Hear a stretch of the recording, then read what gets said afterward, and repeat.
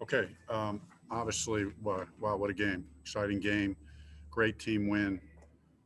We obviously talk about all week. Our focus was two things: play together, and then we talked about the bigger the game, the smaller you got to make your world, narrow things down, focus, and make it small, and then be a beast in that small world. And I think that's what our guys did. It didn't quite start out the way we wanted.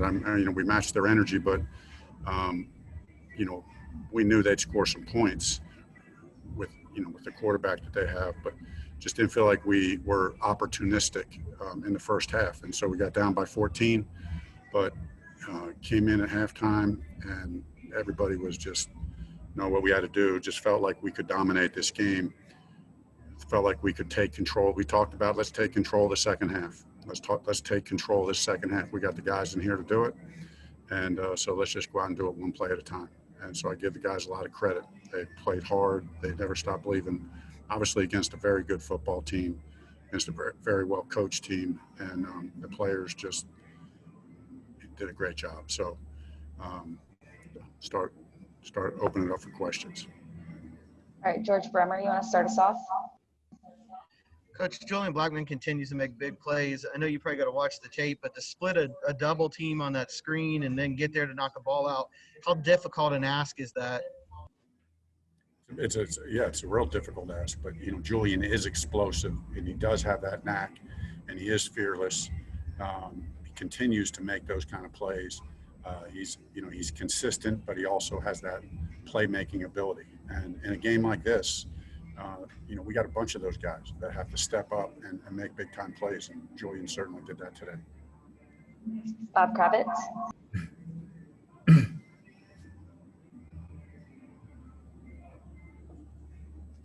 You're on mute, Bob. Yeah, no, sorry about that. Frank, what do you know about this team now that you didn't know maybe a couple of weeks ago or at the start of the season? Just feel a resilience and a mental toughness. 2 weeks in a row now against very good football teams, in different ways, take control of the game in the second half. Dave Griffiths. Hey, Coach, we just had Mr. Irsay on. He was talking about that last drive that you guys had in regulation on offense. Just the number of penalties, or the penalties being ridiculous, was the word he used. What was your impression of that last drive? I'm disappointed that we didn't put it away. We got to do a better job. When we're in that mode, it's elementary. This is on me. This is really on me. That's elementary football. When you're in that mode, you got to keep your hands inside. And I got to be telling the guys that virtually on every play, reminding Philip to tell the guys in the huddle, keep your hands inside, keep your hands inside. And don't even give the opportunity to call it. I mean, we'll take a 0-yard gain. We'll take a -2. Just keep your hands inside. I obviously didn't get a look at the calls, so I'm not gonna, I'm not gonna make a comment on the calls. All I know is we gotta coach that better and play that better. Joel Erickson. Frank, Jim said that you guys had a conversation after the loss at Jacksonville.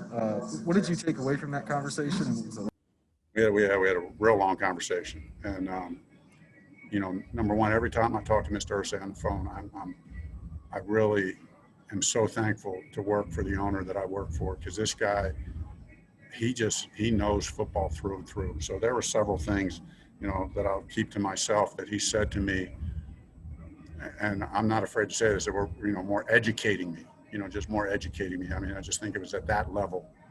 It was at that level, and just really freeing me up as a coach. I think he said he had some insightful things just about how the play of a game goes. He had some insightful things to say about, how to manage the team. He's seen a lot over the course of his, career as the owner of this team. So I took it to heart, and there was a lot that he said that really meant a lot to me. And, at the end of it, more than anything, it's just his support and belief. Mike Chappell. Frank, with the way that last drive in regulation went, and then they get a field goal and they get the ball, and they, first couple of positive plays, did you feel the momentum sort of slipping away until Blackman's play? No, I didn't. You just had that belief. when you're in a game like that, I don't know, it's just with our team, with our players, I just have so much confidence and belief that we're going to make the plays that are needed to win the game. And Julian did that, right when you need it the most, going up against one of the greatest quarterbacks of all time, finding a way to make a play that turns the game around. And so we just got to keep that formula going. All right, we'll go two more. Jim Aiello. Yeah, Frank, you just mentioned playing against one of the greatest quarterbacks of all time. Phillip Rivers went toe-to-toe with him today, it seemed like. I mean, the numbers are pretty comparable, and he led him on a number of drives. How good has Phillip been, not just today, but over this last month? Phillip did go toe-to-toe, and, Phillip is in an elite category himself. We all know that. And he's been playing like that. He's been playing like an elite quarterback. He was in complete control out there, made the plays that we needed to make, continues to be phenomenal in the pocket, phenomenal in decision-making, and then just his accuracy, and then just the uncanny ability to make big plays when you really need it in the clutch. Follow-up is, how is he? It looked like he was limping around a little bit. Yeah, we'll see. I mean, see how he responds. I mean, just had a little toe thing, didn't rule him out. They examined it, and he was able to continue to go. But so hopefully it doesn't get too sore, and we'll continue to roll. All right, last one, Kevin Bowen.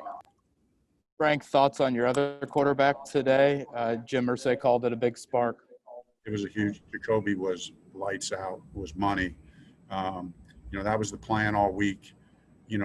We had a number of plays. I told Nick and I and the offensive staff talked early in the week. Let's make this a priority. We saw. Let's just make it a priority.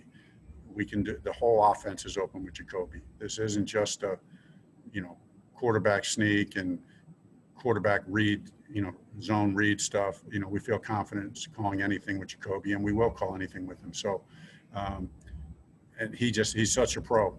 He's such a pro and such a competitor. I thought Nick did a really good job of getting the offense prepared for that. You guys saw how we were doing it. Phillip was calling the play in the huddle, and then Jacoby's coming in. That's weird. That's got to be weird for a quarterback to go in and not call the play. We talked about that during the week, but we just made sure we got enough reps at it. We thought that would be the most efficient way time-wise, and not let the defense adjust. So Jacoby did a phenomenal job.